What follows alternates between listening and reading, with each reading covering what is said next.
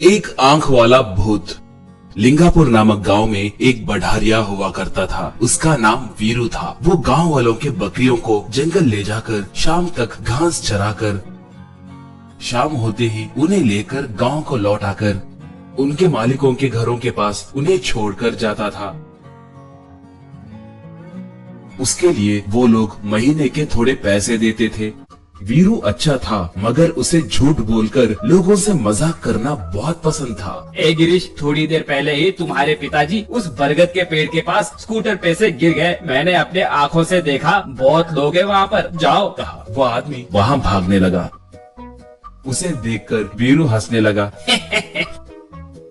तब वहीं मौजूद एक आदमी, ए वीरू, ऐसे बार बार झूठ क्यों बोलते हो? वो जरूर आकर तुम्हें मारेगा। देखो, तुम ऐसे ही करते गए तो कल के दिन अगर तुम सच बोले तो भी कोई नहीं मानेगा, याद रखना। कहा। मगर वीरू उसकी बातों की परवाह नहीं करता था। ऐसे वो कभी कभार झूठ बोलकर लोगों से मार भी खाता था, फिर भी उसमें कोई बदलाव नहीं आया।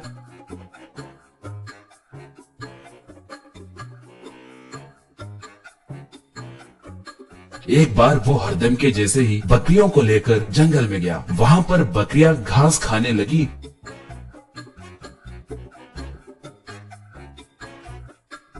तो वो देखने लगा। तभी एक आंख वाला भूत वहाँ पर आया। वो आते ही बकरी को पकड़कर खा गया। वीरू उसे देखकर डर गया। वो तब एक और बकरी को पकड़कर खाने ही वाला था तो वीरू, उन्हें मत खाओ, वो मेरी बकरी नहीं है। उन्हें कुछ हुआ तो उनके मालिक मुझे मार देंगे। कहा। वो भूत तब, ओ ऐसा क्या? तो फिर तुम्हें खाऊं? मुझे कोई भी चलेगा, मेरे पास आओ, तुम्हें खा जाऊंगा। कहा। वीरू तब, बाप रे, मुझे खाओगे? नहीं नहीं। कहा। राक्षस तब, क्या डर गए? ठीक है, तो मैं एक काम करूंगा, दिन में एक बकरी खाऊंगा। अगर तुम होशियारी दिखाते हुए उन्हें यहाँ पर नहीं लाए तो मैं तुम्हारे घर को आकर तुम्हें खा जाऊंगा। क्या ठीक है? कहा। वीरू तब, अरे बाप रे बाप, ठीक है, मैं आए दिन आऊंगा। कहा। वो राक्षस जंगल के अंदर चला गया।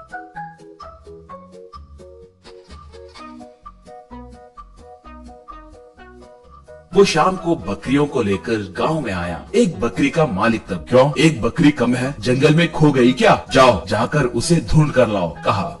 वीरू तब, नहीं जी, आपके बकरी को एक आंख वाले भूत ने खा गया। उसे आए दिन एक बकरी चाहिए कह रहा है, नहीं तो वो मुझे खा जाएगा कहकर बोल रहा है जी। कहा। वो वीरू को एक खींच के मारा और ये कहानियाँ किसी और को सुनाओ। तुम्हारे झूठे बातों पे यकीन करने के लिए मैं पागल नहीं हूँ। अगर वो बकरी घर को नहीं आए तो वो पैसे तुम्हें ही देने होंगे, सोच लो। कहा। ऐसे उसका आए दिन जंगल को जाना, वो एक आंख वाला राक्षस आकर बकरी को खा जाना, गाँव में बकरियों के मालिक उसके बातों पे विश्वास नहीं करके उसे मारना, ये सब चलता रहा। एक बार वीरू बकरियों को जंगल ले जाते हुए, बाप रे, लगता है उस राक्षस के वजह से मुझे मेरा घर और खेत भी बेचने की स्थिति आ पड़ेगी। अब मैं क्या करूं? यूं सोचने लगा। तभी उसे एक स्वामी जी तपस्या करते हुए दिखे। तब उसे एक उपाय सूझा।